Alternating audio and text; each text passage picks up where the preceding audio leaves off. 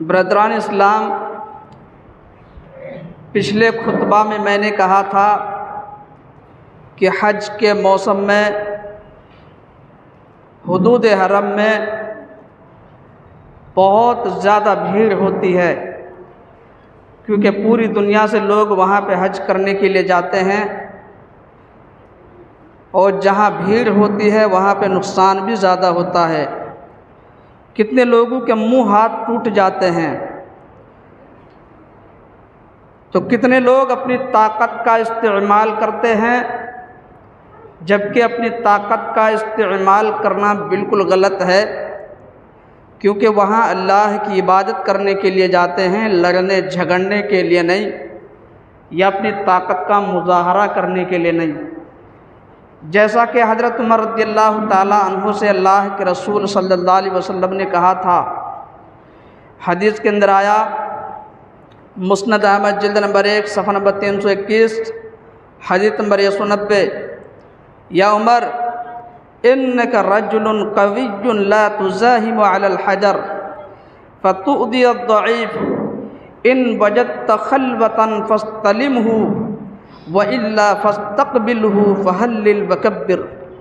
عمر، تم ایک طاقتور آدمی ہو تو کیا تم کمزور لوگوں کو تکلیف دو گے؟ کمزور لوگوں کو تکلیف دینا بہت بری بات ہے۔ اگر حجر اسود کا بوسہ لینے کا موقع ملے تو ٹھیک، ورنہ کوئی بات نہیں۔ کتنے لوگوں کا یہ عقیدہ ہے، ہمارے یہاں کے لوگوں کا، چاہے انڈیا کے لوگ ہوں یا پاکستان کے لوگ ہوں، کہ اگر حجر اسود کو بوسہ نہیں لیں گے یا حجر اسود کو نہیں چومیں گے تو گناہ ہی معاف نہیں ہوگا یا حج ہی قبول نہیں ہوگا۔ میرے بھائیو، یہ کانسیپٹ بالکل غلط ہے۔ یہ آپ کو کہاں سے ملا؟ اللہ کے رسول صلی اللہ علیہ وسلم نے تو ایسا نہیں فرمایا۔ اللہ کے رسول صلی اللہ علیہ وسلم نے حجر اسود کے تعلق سے کیا بتایا؟ 3-4 آپشنز بتایا اللہ کے رسول صلی اللہ علیہ وسلم نے، جو پچھلے خطبہ میں نے ڈیٹیل سے بتایا تھا، تفصیل سے، کہ اگر حجر اسود کو بوسہ لینے کا موقع ملے تو سب سے اچھی بات ہے، اس سے اچھی بات کوئی ہو ہی نہیں سکتی۔ اور اگر حجر اسود کو بوسہ لینے کا موقع نہ ملے تو ہاتھ لگا کے ہاتھ کو چوم لو، یا چھڑی لگا کے چھڑی کو چوم لو۔ اگر یہ بھی نہ ہو سکے تو دائیں ہاتھ سے اس کی طرف اشارہ کر کے بسم اللہ اللہ اکبر کہہ کے طواف شروع کر دو۔ اتنے آپشنز اللہ کے رسول صلی اللہ علیہ وسلم نے دیا ہے، اس کے باوجود اگر ہم اپنی طرف سے زبردستی کوئی چیز تھوپنا چاہتے ہیں تو یہ بہت بڑی غلطی ہے۔ میرے بھائیو، اچھا سوچنا چاہیے تو اچھا کریں گے، برا سوچیں گے، غلط سوچیں گے تو پھر غلط کریں گے۔ اس لیے ایسا ہمیں ہرگز نہ سوچنا چاہیے۔ جتنا شریعت میں ہے، حدیث میں ہے، جتنا اللہ کے رسول صلی اللہ علیہ وسلم سے ثابت ہے اتنا ہی کرنا ہے، اس سے آگے نہیں بڑھنا۔ بہرحال حجر اسود کے سامنے جانے کے بعد آپ کا طواف شروع ہو چکا تھا، تو یاد رکھیے طواف کے پہلے 3 چکروں میں اپنے کندھے ہلاتے ہوئے چھوٹے چھوٹے قدموں کے ساتھ تیز تیز چلنا ہے۔ اس کو حدیث کی اصطلاح میں رمل کہتے ہیں۔ حدیث کے اندر آیا، صحیح بخاری کتاب الحج چیپٹر نمبر 56 حدیث نمبر 1616، سیدنا عبداللہ بن عمر رضی اللہ تعالیٰ عنہ بیان کرتے ہیں کہ اللہ کے رسول صلی اللہ علیہ وسلم حج اور عمرہ میں جب طواف کرتے تو آپ صلی اللہ علیہ وسلم پہلے 3 چکر تیز قدموں کے ساتھ لگاتے، پھر 4 چکر عام رفتار میں مکمل کرتے۔ ٹوٹل 60 چکر لگانا ہے۔ یاد رکھیے میرے بھائیوں، دوران طواف اگر وضو ٹوٹ جاتا ہے، مثال کے طور پر دوسرے چکر کے بعد یا تیسرے چکر کے بعد یا جتنے بھی چکر کے بعد وضو ٹوٹے، آپ طواف وہیں پہ روک دیجئے، لیکن چکر کتنا لگا ہے آپ کا اس کی کاؤنٹنگ کر کے رکھیے، اس کو یاد رکھیے۔ وضو بنا کے آئیے، وہیں سے طواف شروع کر دیجئے جہاں سے چھوڑ کے گئے تھے۔ اسی طرح دوران طواف اگر نماز کا وقت ہو جائے اور نماز کے لیے جماعت کھڑی ہو جائے تو طواف وہیں پہ روک دیجئے، پہلے نماز پڑھیے پھر طواف شروع کیجئے، وہیں سے آپ کا طواف شروع ہو جائے گا۔ کتنے لوگ اپنا طواف جاری رکھتے ہیں، نماز ادھر چل رہی ہوتی ہے اور ادھر وہ طواف جاری رکھتے ہیں، بالکل غلط ہے۔ وہاں بھی غلطی کرتے ہیں اور یہاں بھی غلطی کرتے ہیں۔ یہاں کیسی غلطی کرتے ہیں؟ فرض نماز کے لیے اقامت ہو جاتی ہے، لوگ کیا کرتے ہیں؟ سنت میں کھڑے رہتے ہیں، سنت پڑھ رہے ہوتے ہیں، بالکل غلط ہے۔ صحیح حدیث ہے، حدیث کے اندر آیا، صحیح مسلم کتاب المساجد و مواضع الصلاۃ چیپٹر نمبر 7 حدیث نمبر 721، اللہ کے رسول صلی اللہ علیہ وسلم نے فرمایا، اذا اقیمت الصلاۃ فلا صلاۃ الا المکتوبہ، کہ جب فرض نماز کے لیے اقامت ہو جائے تو اس فرض کے علاوہ کوئی بھی نماز نہیں۔ اگر دوسرے وقت کی فرض نماز اگر چھوٹی ہوئی ہو اور کوئی پڑھ رہا ہو، فرض نماز کے لیے جب اقامت ہو جائے گی تو وہ نماز بھی نہیں ہوگی۔ لیکن یہاں لوگوں کو سمجھ میں نہیں آتی ہے، بڑے متقی اور پرہیزگار بنے پھرتے ہیں۔ یہ نہیں کہ جماعت شروع ہونے سے پہلے 5-10 منٹ پہلے آ جائیں، سنت وغیرہ صحیح سے پڑھ لیں، یہ نہیں کرنا ہے۔ جماعت سے 1 منٹ یا آدھا منٹ پہلے پہنچتے ہیں اور سنت شروع کر دیتے ہیں۔ میرے بھائیو، تکبیر اولیٰ کی بڑی اہمیت ہے، حدیث میں تکبیر اولیٰ کی بڑی اہمیت ہے۔ تکبیر اولیٰ کس کو کہتے ہیں؟ جب امام اللہ اکبر کہہ کے نماز شروع کرتے ہیں اس کو تکبیر اولیٰ بولا جاتا ہے، اس کی بڑی اہمیت ہے۔ صحابہ کرام کبھی بھی تکبیر اولیٰ نہیں چھوڑتے تھے، اور بائی چانس اگر کسی کی تکبیر اولیٰ چھوٹ جاتی تو زندگی بھر ان کو اس کا پچھتاوا ہوتا، آپ اندازہ لگائیے۔ لیکن آج لوگ اتنے بے غیرت اور بے شرم ہو چکے ہیں، تکبیر اولیٰ چھوٹنا تو دور کی بات، لوگ تو آج پوری نماز چھوڑ کے ادھر ادھر گھومتے ہیں، فجر کی نماز چھوڑ کے بستر پہ پڑے رہتے ہیں، عشاء کی نماز نہیں پڑھتے اور وقت کی نماز نہیں پڑھتے، کوئی افسوس نہیں، کوئی فکر نہیں۔ اب کیسے مسلمان ہیں اللہ ہی جانے، ایسے لوگوں سے تو اللہ ہی نپٹے گا، ان کو کوئی بھی بات سمجھ میں نہیں آتی، اپنی منمانی کرتے ہیں۔ اللہ نے نماز وقت پہ فرض کیا ہے، اللہ نے وقت کیوں متعین کیا ہے؟ منمانی کرنے کے لیے۔ تو میرے بھائیوں، جب فرض کے لیے اقامت ہو جائے تو کوئی بھی نماز نہیں ہوگی۔ بہت سارے لوگ یہاں پہ یہ غلطیاں کرتے ہیں تو وہاں بھی غلطیاں کرتے ہیں، ادھر جماعت چل رہی ہوتی ہے اور طواف جاری رکھتے ہیں، ایسا نہیں کرنا ہے۔ طواف وہیں پہ روک دیں، پہلے نماز پڑھ لیں، وہیں سے آپ کا طواف شروع ہو جائے گا۔ یہاں پہ ایک مسئلہ اور یاد رکھیے کہ دوران طواف اگر کسی لیڈیز کو حیض آ جائے تو اس کا طواف ختم ہو جائے گا، البتہ وہ سعی کرنا چاہے تو کر سکتی ہے، اس میں کوئی حرج کی بات نہیں ہے۔ 7 چکر کمپلیٹ کرنے کے بعد مقام ابراہیم کے پیچھے جس کا ذکر قرآن میں آیا ہے، وَاتَّخِذُوا مِن مَّقَامِ إِبْرَاهِيمَ مُصَلًّى، سورۃ البقرہ سورہ نمبر 2 آیت نمبر 125، کہ مقام ابراہیم کے پیچھے اگر جگہ مل جائے تو ٹھیک، کیونکہ بہت زیادہ بھیڑ ہوتی ہے کہ نہیں؟ بہت زیادہ بھیڑ ہوتی ہے، تو اگر جگہ مل جائے تو ٹھیک، ورنہ مسجد حرام کے کسی بھی حصے میں 2 رکعت نماز پڑھ لیں۔ پہلی رکعت میں سورۃ الفاتحہ کے بعد سورۃ الکافرون کی تلاوت کریں، اور دوسری رکعت میں سورۃ الفاتحہ کے بعد سورۃ الاخلاص کی تلاوت کریں۔ صحیح مسلم کتاب الحج چیپٹر نمبر 16 حدیث نمبر 1218۔ اس کے بعد آپ کو کیا کرنا ہے؟ زمزم کا پانی پئیں، زمزم کا پانی اپنے سر پہ بہائیں، پھر اگر موقع ملے تو حجر اسود کا بوسہ لے لیں۔ یہ اللہ کے رسول صلی اللہ علیہ وسلم کی سنت ہے۔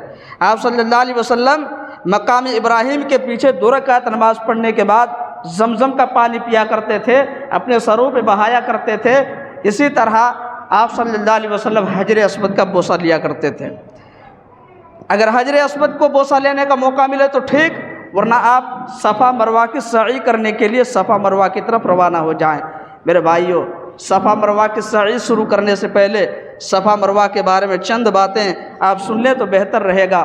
صفا مروہ یہ تو دو پہاڑیوں کے نام ہیں جو مکہ میں موجود ہیں، لیکن آج یہ اپنی اصل حالت میں موجود نہیں ہے، بس ایک ٹیلے کی شکل میں ہے۔ پتہ چل جاتا کہ یہ صفا ہے اور یہ مروہ ہے، اور وہاں پہ لکھا بھی ہوا ہے کہ جبل مروہ اور جبل صفا، جبل الصفا جبل المروہ، اسی سے پتہ چلتا ہے۔ ورنہ کبھی وہ بلند و بالا پہاڑ ہوا کرتے تھے، کب؟ جب حضرت ابراہیم علیہ السلام نے اللہ کے حکم سے اپنی بیوی حضرت حاجرہ رضی اللہ عنہا کو اور اپنے بیٹے حضرت اسماعیل علیہ السلام کو وہاں پہ ٹھہرایا جہاں آج مکہ شہر بسا ہوا ہے، یا جہاں پہ حدود حرم ہے، آپ یہ بھی کہہ سکتے ہیں جہاں زمزم کا کنواں ہے، وہ پورا ایریا اس وقت بالکل بیابان تھا۔ وہاں پہ انسان کی کوئی آبادی نہیں تھی، کوئی انسان دور دور تک نظر نہیں آتا تھا۔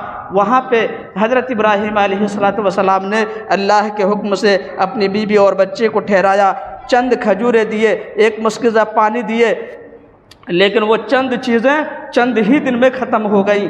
اب حضرت اسماعیل علیہ السلام پیاس کے مارے تڑپنے لگے، ماں سے اپنے بچے کی بے بسی نہیں دیکھی گئی، صفا مروہ کا چکر کاٹنے لگی۔ میرے بھائیوں، پوری دنیا میں اگر سب سے زیادہ کوئی کسی سے محبت کرتا ہے، سب سے زیادہ سچی محبت کرتا ہے، تو میرے بھائیوں وہ ماں باپ ہوتے ہیں جو اپنی اولاد سے سچی محبت کرتے ہیں۔ اس کے بعد جتنی بھی محبت ہیں وہ مطلبی محبت ہے، مطلب ہے تو محبت ہے، مطلب ختم تو محبت ختم۔ اسی طرح مطلب ہے تو سٹے ہوئے ہیں، مطلب ختم تو ہٹے ہوئے ہیں۔ لیکن ماں باپ کی محبت یہ سچی محبت ہوتی ہے، لیکن آج لوگ ماں باپ کو وہ قدر نہیں دیتے، وہ عزت نہیں دیتے، ماں باپ کی وہ قدر نہیں کرتے، ماں باپ کو وہ احترام نہیں دیتے جو دوسرے لوگوں کو دیتے ہیں۔ آپ دیکھیے لوگوں کو فیس بک میں ہزاروں فرینڈ بنا کے رکھے ہیں، باہر کے لوگوں کے ساتھ اچھے تعلقات بنا کے رکھے ہیں، لیکن ماں باپ کے سامنے دو میٹھا بول بھی نہیں بولتے ہیں۔ یہ اتنے بدبخت قسم کے لوگ ہوتے ہیں۔ میرے بھائیوں، اگر ماں باپ ہیں تو ماں باپ کی قدر کیجئے، ماں باپ کا احترام کیجئے، ماں باپ کی عزت کیجئے۔ ماں باپ سے سچی محبت کرنے والے آپ کو دنیا میں کوئی نہیں ملیں گے۔ بہرحال حضرت حاجرہ رضی اللہ تعالیٰ عنہا سے اپنے بچے اسماعیل کی بے بسی نہیں دیکھی گئی، صفا مروہ کا چکر کاٹنے لگی۔ جب 7 چکر پورے ہو گئے تو اللہ نے حضرت جبریل علیہ السلام کو بھیجا، تو حضرت جبریل علیہ السلام نے وہاں پہ پر مارا یا اپنی ایڑیاں ماری جہاں پہ حضرت اسماعیل علیہ السلام اپنی ایڑیاں رگڑ رہے تھے، تو ان کے ایڑیاں مارتے ہی یا پر مارتے ہی وہاں پہ ایک چشمہ پھوٹ پڑا جو آج زمزم کے نام سے مشہور ہے۔ پوری دنیا اس سے سیراب ہو رہی ہے اور قیامت تک اس سے سیراب ہوتی رہے گی۔ تو حضرت حاجرہ رضی اللہ تعالیٰ عنہا نے صفا مروہ کے درمیان جو 7 چکر لگائی، اللہ کو ان کی وہ ادا اتنا پسند آئی کہ اللہ نے اسے حج کا ایک مستقل رکن بنا دیا، اور قیامت تک جتنے بھی لوگ حج کرنے کے لیے جائیں گے، جب تک وہ صفا مروہ کی سعی نہ کر لیں گے تب تک ان کا حج مکمل نہیں ہوگا۔ تو یہ صفا مروہ کے درمیان جو سعی کر رہے ہیں لوگ آج، یہ کس کی یادگار ہے؟ حضرت حاجرہ رضی اللہ تعالی عنہا کی یادگار ہے۔ چلیے سعی شروع کرتے ہیں۔ سب سے پہلے آپ صفا پہاڑی کے قریب جائیں، صفا پہاڑی کے قریب پہنچ کر کے قرآن کی آیت پڑھ لیں۔ ان الصفا والمروۃ من شعائر اللہ فمن حج البیت او اعتمر فلا جناح علیہ ان یطوف بہما ومن تطوع خیرا فان اللہ شاکر علیم۔ سورۃ البقرہ سورہ نمبر 2 آیت نمبر 158۔ اس کے بعد صفا پہاڑی پہ آپ چڑھ جائیں اور خانہ کعبہ کی طرف رخ کر کے منہ کر کے یہ دعا 3 مرتبہ پڑھ لیں۔ اللہ اکبر، لا الہ الا اللہ وحدہ لا شریک لہ لہ الملک ولہ الحمد یحیی ویمیت وہو علی کل شیء قدیر۔ لا الہ الا اللہ وحدہ لا شریک لہ انجز وعدہ ونصر عبدہ وہزم الاحزاب وحدہ۔ یا 3 مرتبہ اللہ اکبر کہیں اور 3 مرتبہ یہ دعا پڑھ لیں جو ابھی میں نے بتائی۔ اس کے بعد قبلہ رخ ہو کر ہاتھ اٹھا کے جو بھی دعا مانگنی ہو آپ دعا مانگ سکتے ہیں۔ 3 مرتبہ اس طرح کر کے آپ مروہ کی طرف روانہ ہو جائیں۔ راستے میں 2 سبز پٹی ملے گی، ہری پٹی۔ جو لوگ وہاں پہ گئے ہیں حج کرنے کے لیے یا ویسے گئے ہیں ان کو معلوم ہے، ان کو گھیر دیا گیا ہے۔ جب وہاں پہنچیں تو ذرا تیز تیز چلنا ہے، لیکن اگر لیڈیز ساتھ میں ہے اور ساتھ چھوٹنے کا ڈر ہو تو پھر آرام سے چلیے، کوئی حرج کی بات نہیں ہے۔ یہ نہیں کہ آپ ان کو چھوڑ دیں، آپ ان کو ساتھ لے کے چلیں، اور یہ بھی نہیں کرنا ہے کہ ان کو دوڑائیں کہ آئیے آپ بھی دوڑے، آپ بھی دوڑیے، ایسا نہیں کرنے کا۔ مروہ پہ گئے، 1 چکر ہو گیا، مروہ جاتے ہوئے وہی طریقہ اختیار کریں، یعنی 3 مرتبہ اللہ اکبر کہیں اور 3 مرتبہ یہ دعا پڑھ لیں جو ابھی میں نے پڑھی ہے۔ لا الہ الا اللہ وحدہ لا شریک لہ لہ الملک ولہ الحمد یحیی ویمیت وہو علی کل شیء قدیر۔ لا الہ الا اللہ وحدہ لا شریک لہ انجز وعدہ ونصر عبدہ وہزم الاحزاب وحدہ۔ 1 چکر ہو گیا، پھر صفا پہ گئے وہی پڑھیے، پھر مروہ پہ گئے وہی پڑھیے، پھر صفا پھر مروہ، اس طریقے سے 7 چکر پورے ہو جائیں گے۔ ایسا نہیں ہے کہ صفا سے شروع کر کے مروہ پہ ختم کیے اور مروہ سے شروع کر کے صفا پہ ختم کیے، پورا راؤنڈ مار کے 1 چکر ہوا، یہ نہیں، ایسا نہیں ہے، بلکہ صفا سے شروع کر کے مروہ پہ گئے 1 چکر ہوا، اور مروہ سے شروع کر کے صفا پہ ختم کیے آپ کا دوسرا چکر ہوگا۔ اس طریقے سے 7 چکر آپ کمپلیٹ کر لیں، مکمل کر لیں، اس کے بعد اپنا سر مڈوا لیں، یا پورے سر کے بال کو چھوٹے چھوٹے کروا لیں۔ ویسے سر مڈوانا افضل ہے، سر مڈوانا افضل ہے۔ لیڈیز کیا کرے گی؟ وہ اپنے سارے بالوں کو ایک مٹھی میں کرے گی اور نیچے سے ایک انگلی کے ایک پور کے برابر وہ نیچے سے کاٹ لے گی۔ سر منڈوانے کے بعد یا پورے سر کے بال چھوٹے کرانے کے بعد آپ حلال ہو جائیں گے، احرام کھول سکتے ہیں۔ احرام کی وجہ سے جو پابندیاں لگی تھیں وہ پابندیاں ختم ہو جائیں گی، احرام کھول سکتے ہیں، آپ کے لیے ہر چیز حلال ہو جائے گی، یعنی حلال چیز حلال ہوگی۔ اس کے بعد آپ بیوی سے مل بھی سکتے ہیں، تجارت بھی کر سکتے ہیں، سامان وغیرہ خرید بھی سکتے ہیں۔ لیکن میرے بھائیو یاد رکھیے، آپ یہ بات اچھی طرح یاد رکھیے کہ حرم شریف میں خانہ کعبہ میں 1 نماز کا ثواب 1,00,000 نمازوں کے برابر ملے گا۔ حرم شریف میں خانہ کعبہ میں 1 نماز کا ثواب 1,00,000 نمازوں کے برابر ملے گا۔ جب اتنے پیسے خرچ کر کے گئے ہیں، وقت لگا رہے ہیں، وہاں پہ سب کچھ چھوڑ چھاڑ کے گئے ہیں، تو باہر کیوں ٹائم پاس کریں گے؟ آپ وہیں پہ رہیے، محنت کیجئے، طواف زیادہ سے زیادہ کیجئے، اور حرم شریف میں نمازیں پابندی سے پڑھیے۔ اتنا ثواب ملے گا آپ کو کہ آپ تصور بھی نہیں کر سکتے۔ تو اس طریقے سے آپ کا عمرہ کمپلیٹ ہو گیا۔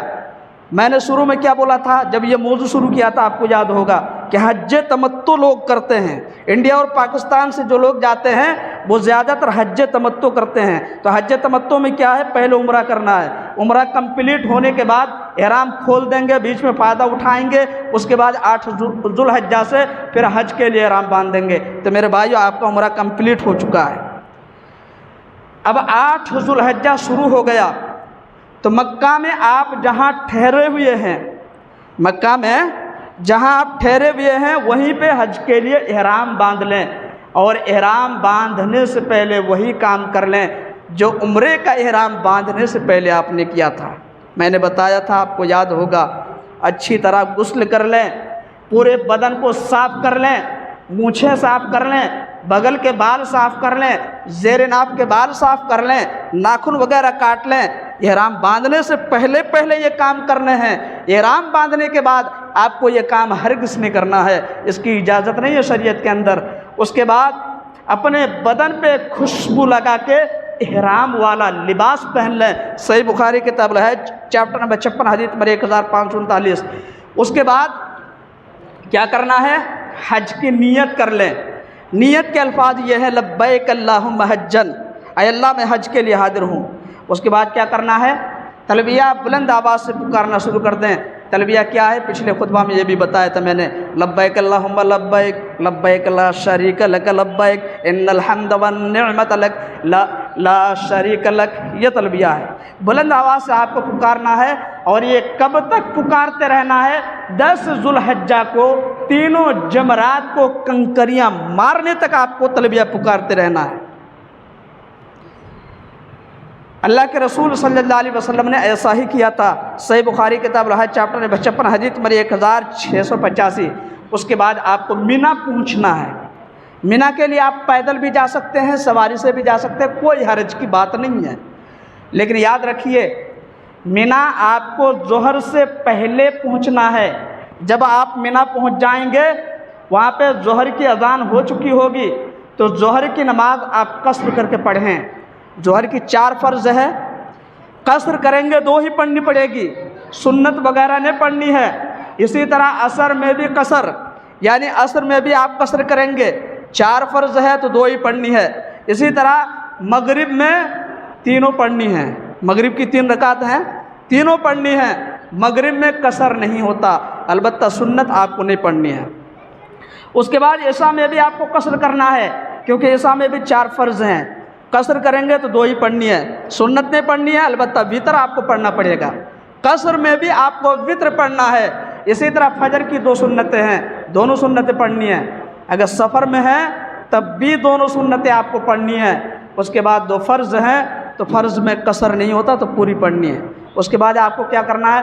تو میرے بھائی یاد رکھیے، 9 ذو الحجہ کو سورج نکلنے کے بعد تکبیر اور تلبیہ کہتے ہوئے عرفات کی طرف روانہ ہو جائیں۔ میرے بھائیوں، یوم عرفہ حج کے لیے انتہائی اہم دن ہے۔ عرفہ میں وقوف کیے بغیر کسی حاجی کا حج مکمل نہیں ہوتا، اور وقوف عرفہ کو ہی اللہ کے رسول صلی اللہ علیہ وسلم نے حج قرار دیا ہے۔ سنن ترمذی کتاب الحج چیپٹر نمبر 10 حدیث نمبر 889۔ اس کے بعد کیا کرنا ہے؟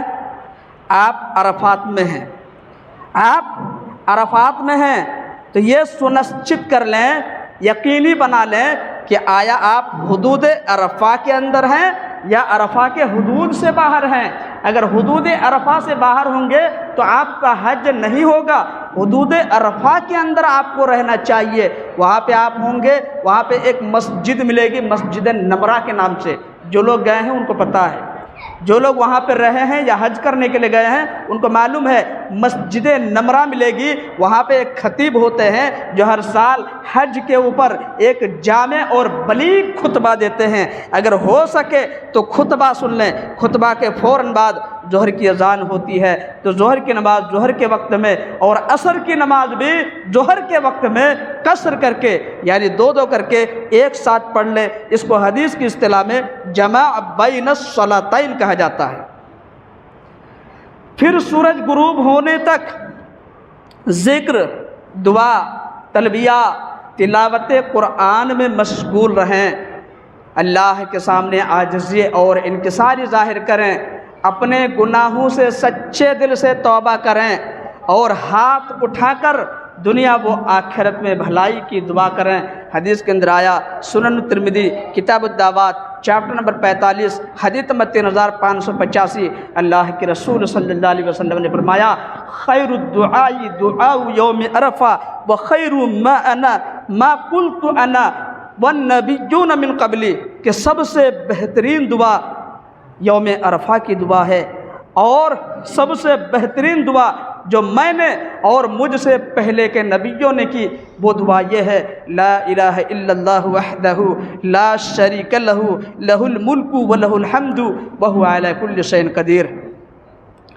اس کے بعد میرے بھائیوں، سورج غروب ہونے کے بعد آپ عرفات سے انتہائی سکون کے ساتھ مزدلفہ کی طرف روانہ ہو جائیں، لیکن یاد رکھیے مغرب کی نماز عرفات میں نہیں پڑھنی ہے، بلکہ مزدلفہ میں پہنچ کر مغرب اور عشاء کی نماز جمع اور قصر کر کے ایک ساتھ پڑھیں گے۔ مغرب کی پوری نماز پڑھیں، سنت نہ پڑھیں، عشاء میں قصر کر لیں، سنت نہ پڑھیں لیکن وتر پڑھیں، اس کے بعد اپنی ضروریات پوری کر کے سو جائیں۔ اسی طرح یاد رکھیے عورتوں کے لیے اور ان کے ساتھ جانے والے مردوں کے لیے، اسی طرح کمزور لوگوں کے لیے جائز ہے کہ وہ آدھی رات کے بعد عرفات سے مزدلفہ سے منی کی طرف چلے جائیں۔ مزدلفہ سے منی کی طرف کب جائیں گے؟ وہ آدھی رات کے بعد چلے جائیں گے۔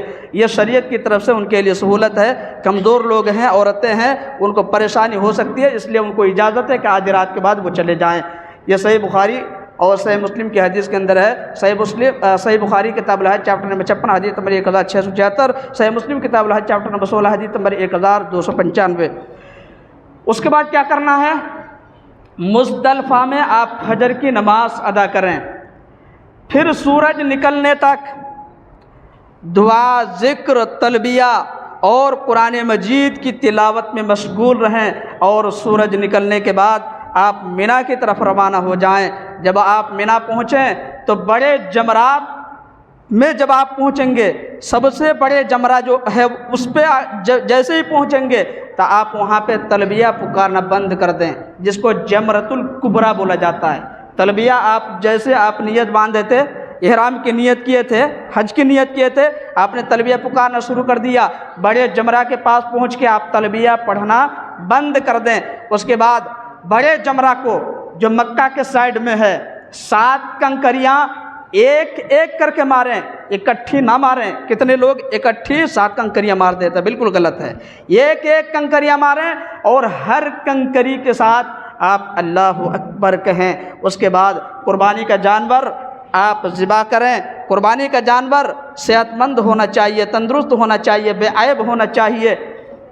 جیسے قربانی کے شرائط ہیں وہی اس میں بھی شرائط ہیں۔ قربانی کا جانور ذبح کرنے کے بعد اس کا گوشت خود بھی کھائیں، غربا، فقراء، مساکین کو بھی کھلائیں۔ سورۃ الحج سورہ نمبر 22 آیت نمبر 28 آپ پڑھ لیجئے۔ اس کے بعد اگر آپ حج تمتع کر رہے ہیں، میرے بھائیوں آپ کو یاد ہوگا میں نے کہا تھا کہ انڈیا پاکستان سے جو لوگ جاتے ہیں زیادہ تر حج تمتع کرتے ہیں۔ اگر آپ حج تمتع کر رہے ہیں اور آپ کے پیسے ختم ہو گئے، قربانی کا جانور خرید نہیں پا رہے ہیں، قربانی نہیں کر پا رہے ہیں، تو اس کے بدلے اب آپ کو 10 روزے رکھنے پڑیں گے۔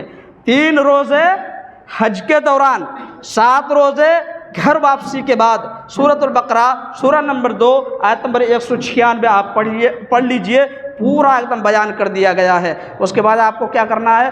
سر منڈوا لینا ہے، یا پورے سر کے بال چھوٹے چھوٹے کروا لینا ہے، ویسے سر منڈوانا افضل ہے۔ صحیح بخاری کتاب الحج چیپٹر نمبر 56 حدیث نمبر 1728۔ لیڈیز کیا کرے گی؟ وہی طریقہ اختیار کرے گی جو ابھی میں نے عمرہ کا طریقہ بتاتے ہوئے بتایا کہ سارے بالوں کو ایک مٹھی میں کرے گی اور نیچے سے انگلی کے ایک پور کے برابر کاٹ لے گی۔ سر منڈوانے کے بعد آپ احرام کھول سکتے ہیں، آپ حلال ہو جائیں گے، سب کچھ کریں گے، لیکن بیوی سے نہیں مل سکتے۔ طواف افاضہ کے بعد ہی بیوی سے ملنا ہے۔ میرے بھائیو، طواف افاضہ حج کا ایک انتہائی اہم رکن ہے۔ طواف افاضہ آپ کو 10 ذو الحجہ کو کرنا ہے۔ اگر کسی وجہ سے 10 ذو الحجہ کو طواف افاضہ نہیں کر پا رہے ہیں تو اس کے بعد بھی کر سکتے ہیں، کوئی بات نہیں ہے۔ اگر لیڈیز آپ کے ساتھ ہیں اور مخصوص ایام سے گزر رہی ہیں، یعنی حیض کی حالت میں ہے، تو وہ طواف افاضہ نہیں کرے گی جب تک کہ پاک نہ ہو جائے۔ طواف افاضہ کرنے کے بعد آپ مقام ابراہیم کے پیچھے، وہ جو میں نے ابھی بتایا عمرہ کا طریقہ بتاتے ہوئے، مقام ابراہیم کے پیچھے اگر جگہ مل جائے تو ٹھیک، ورنہ مسجد حرام کے کسی بھی حصے میں 2 رکعت نماز پڑھ لیں۔ 2 رکعت نماز پڑھنے کے بعد زمزم کا پانی پئیں، اپنے سر پہ بہائیں، اور موقع ملے تو حجر اسود کا بوسہ لے لیں۔ اس کے بعد صفا مروہ کی سعی مکمل کر لیں۔ صفا مروہ کی سعی عمرہ میں کیا آپ، یہاں بھی آپ کو صفا مروہ کی سعی کرنی ہے۔ اس کے بعد آپ منی لوٹ جائیں۔ منی میں آپ کو 11 اور 12 کی راتیں گزارنا لازم ہے۔ 11 اور 12 کی راتیں ہر حاجی پہ منی پہ گزارنا واجب ہے۔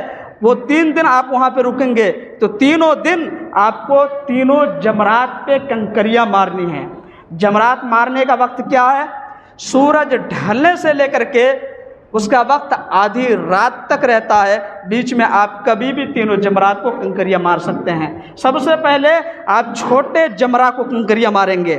سب سے پہلے چھوٹے جمرہ کو کنکریاں ماریں گے، اور وہ بھی ایک ایک کر کے ماریں گے، اکٹھی نہیں، ایک ایک کر کے ماریں گے اور ہر کنکری کے ساتھ بسم اللہ اللہ اکبر کہیں. اس کے بعد درمیانی جمرہ کو اسی طریقے سے 7 کنکریاں ایک ایک کر کے ماریں اور ہر کنکری کے ساتھ آپ بسم اللہ اللہ اکبر کہیں. اس کے بعد چھوٹے اور درمیانے جمرہ کو کنکریاں مارنے کے بعد قبلہ رخ ہو کر ہاتھ اٹھا کے دعا کر سکتے ہیں. یہ اللہ کے رسول صلی اللہ علیہ وسلم کی سنت ہے. اس کے بعد اسی طریقے سے آپ بڑے جمرہ کو بھی 7 کنکریاں ایک ایک کر کے ماریں اور ہر کنکری کے ساتھ اللہ اکبر کہیں. میرے بھائیوں، کنکریاں مارنے کے لیے مینا میں کہیں سے بھی کنکریاں اٹھا سکتے ہیں. کنکریوں کا سائز جو ہوگا وہ موٹے چنے کے برابر ہوگا. آپ 7 کنکریاں لے لیں، جمرات کے قریب پہنچ کر کے اور صحیح طریقے سے نشانہ لگا کر کے اپنی طاقت کے مطابق ایک ایک کر کے کنکریاں ماریں. کتنے لوگ وہاں پہ جا کے کیا کرتے ہیں؟ کنکریاں مارتے وقت کود کے کنکریاں مارتے ہیں. اسی طرح چپل پھینکتے ہیں، جوتا پھینکتے ہیں، شیطان سمجھ کے اس کو گالیاں دیتا ہے. میرے بھائیو، یہ سب غلط ہے، حدیث میں نہیں ہے. جتنا ہے اتنا ہی کرنا ہے. اگر حد سے زیادہ کریں گے تو بجائے نیکی کے آپ کو گناہ ملے گا. اس لیے جمرات کو اسی طریقے سے کنکریاں ماریں جیسا کہ اللہ کے رسول صلی اللہ علیہ وسلم کنکریاں مارا کرتے تھے. اس کے بعد آپ کا حج مکمل ہو گیا. سورۃ البقرہ سورہ نمبر 2 آیت نمبر 200 سے لے کر کے 203 پڑھیے. حج کا پورا نقشہ بیان کر دیا گیا، کھینچ دیا گیا. اس کے بعد آپ کیا کریں گے؟ یا تو وطن واپس چلے جائیں، اپنا گھر واپس آ جائیں، یا مدینہ کی زیارت کرنے کے لیے چلے جائیں. ویسے مدینہ کی زیارت کرنے کے لیے جائیں گے تو اس کے بھی کچھ آداب ہیں. میرے پاس اتنا وقت نہیں ہے کہ وہ باتیں میں بتاؤں. اگر آپ گھر کے لیے سفر اختیار کر رہے ہیں تو یاد رکھیے میرے بھائیو، گھر کے لیے سفر اختیار کرنے سے پہلے آپ کو آخری طواف کرنا ضروری ہے، جس کو طواف وداع بولا جاتا ہے. حدیث کے اندر آیا، صحیح مسلم کتاب الحج چیپٹر نمبر 16 حدیث نمبر 1327، اللہ کے رسول صلی اللہ علیہ وسلم نے فرمایا، لا ينفرن احد حتى يكون آخر عہدہ بالبیت، کہ تم میں سے کوئی شخص اس وقت تک اپنا گھر نہ جائے جب تک کہ سب سے آخر میں بیت اللہ کا طواف نہ کر لے. تو آخری طواف کرنا پڑے گا گھر آنے سے پہلے. آپ کا حج مکمل ہو گیا.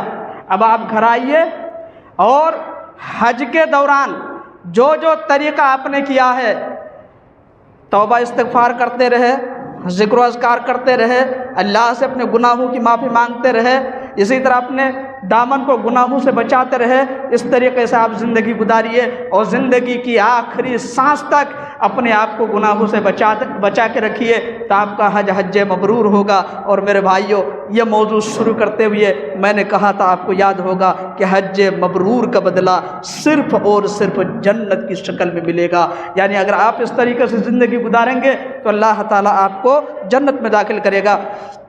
اسی طرح میں نے یہ بھی کہا تھا، چاہے حج ہو، نماز ہو، روزہ ہو یا کوئی بھی عبادت ہو، تمام عبادات میں اخلاص پیدا کیجئے، تمام نیک کاموں میں اخلاص پیدا کیجئے.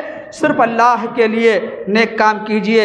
اگر آپ ریاکاری کریں گے، دکھاوا کریں گے، تو کوئی بھی عبادت آپ کی قابل قبول نہیں ہوگی، کوئی بھی نیکی قبول نہیں کی جائے گی. بلکہ ریاکاری کرنے کی وجہ سے صحیح مسلم کی حدیث کے مطابق قیامت کے دن آپ کو منہ کے بل گھسیٹ کے جہنم میں ڈال دیے جائیں گے. اس لیے میرے بھائیوں، اللہ کے واسطے پھر کہنا چاہوں گا، اپنی نیکیوں کو ریاکاری کے بھیٹ چڑھا کے دوسروں کو دکھا کر کے خراب نہ کریں، اخلاص پیدا کریں، صرف اللہ کے لیے کریں. آخر میں اللہ سے دعا ہے کہ اللہ تعالیٰ ہمیں حج کی فرضیت، حج کی فضیلت اور حج کی اہمیت سمجھنے کی توفیق دے. اگر اللہ نے ہمیں پیسے دے رکھا ہے، مال دے رکھا ہے، صحت دے رکھی ہے، تو اللہ تعالیٰ ہمیں پہلی فرصت میں حج کا فریضہ ادا کرنے کی توفیق دے.